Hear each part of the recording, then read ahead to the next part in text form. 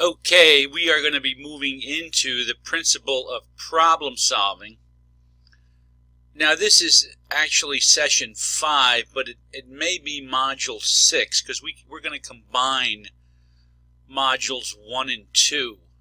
Module 1 is rather short and 2 is rather long, but combining them will make it a bit easier as we move forward with the course. Now, as we look at this principle, one of the key issues that we have, and this is in schools and in families and in a lot of places, and if you really want to transform your attitude, you have to learn how to disagree with the right attitude.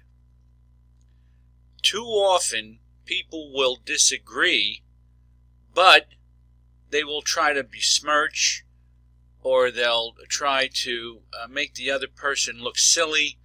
They'll revert to name-calling and different things while they're disagreeing. Just because two people disagree doesn't mean that they can't be friends. The key here is successful people can see things from the other person's perspective and then work with them to see things from the same perspective. Now, I've often said that win-win is not possible. Somebody does have to win and somebody does have to lose. If it was always a win-win, what would happen, you'd have two presidents, you'd have 2 Super Bowl champs, 2 World Series champs.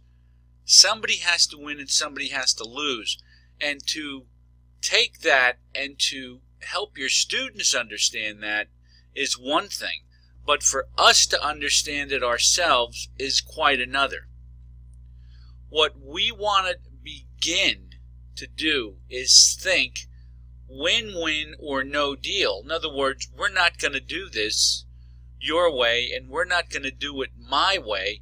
We're going to do it a way that works for the both of us. And that means that we have to look at, and it was in your video earlier by Stephen Covey, we have to look at what's called think 1 + 1 = 3, or the third alternative.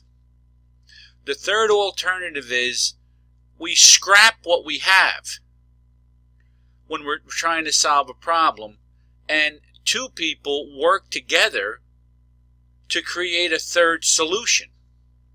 That's the third alternative.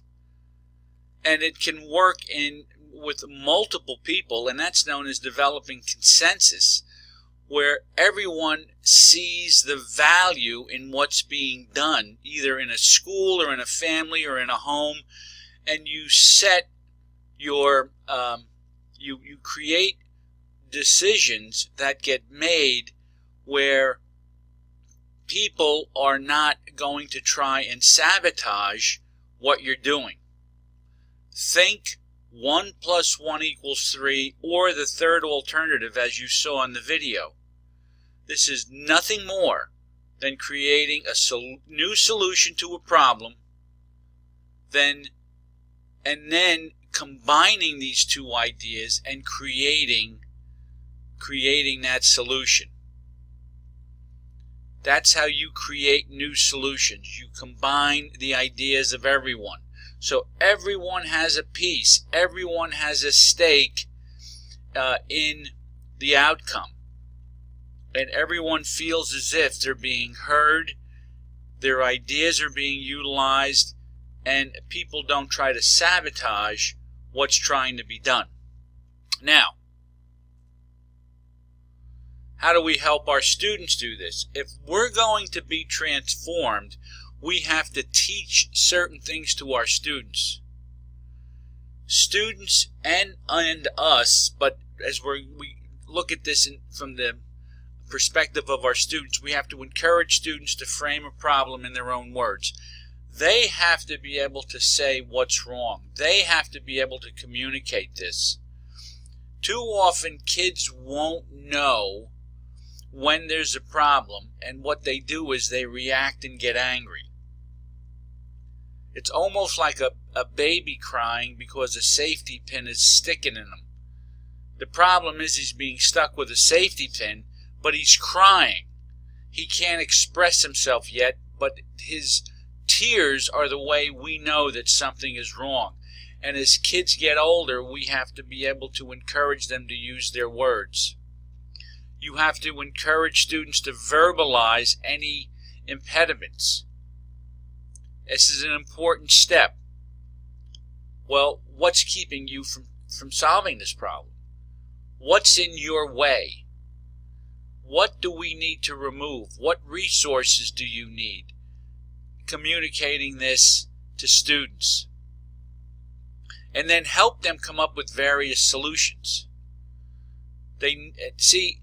Transformation means that we know this. We know this already. And now we're trying to create another generation of people who will automatically be transformed because they are beginning to understand some of the things that we're doing.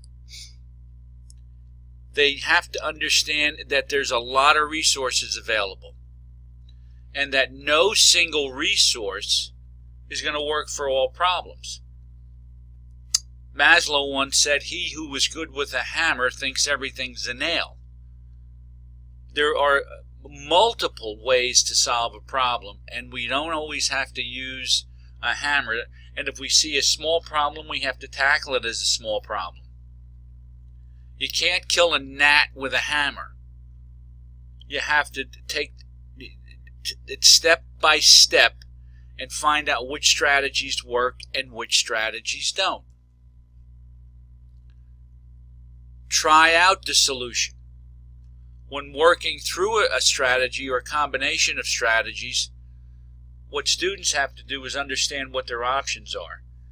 See, the trick here is they have to understand that there are options. They're not in a position where they have to think, I have to do something. They have to have the ability to choose to do something and choose what works best for them. And then we have to evaluate the results. This is important, that they have opportunities to assess their own problem-solving skills. And if they fail, they fail. Then they can always try another solution. And what students need to know, if in fact they have failed, it doesn't make them a failure. Now, these are key pieces that we have to understand ourselves, and we have to help our students to understand them as well. Principles of teacher transformation.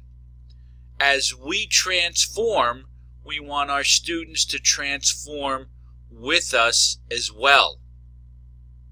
Now, a lot of this is in your notes. Your lecture notes, may have multiple hyperlinks in them. Click on those hyperlinks because they're going to take you to different websites and pages that you can use to help you expand on your knowledge base in dealing with this. Don't neglect your lecture notes. Don't forget to journal about this. How your students responded. How you began to learn how to disagree with the right attitude. How you began to deal with things in terms of not win-win, but the third alternative. This is the way that we will begin to solve problems, not only personally, but professionally, and we will be helping our students at moving forward to be able to do the same thing. This was the principle of problem solving. We'll be on the other side with other principles and other presentations, within your course.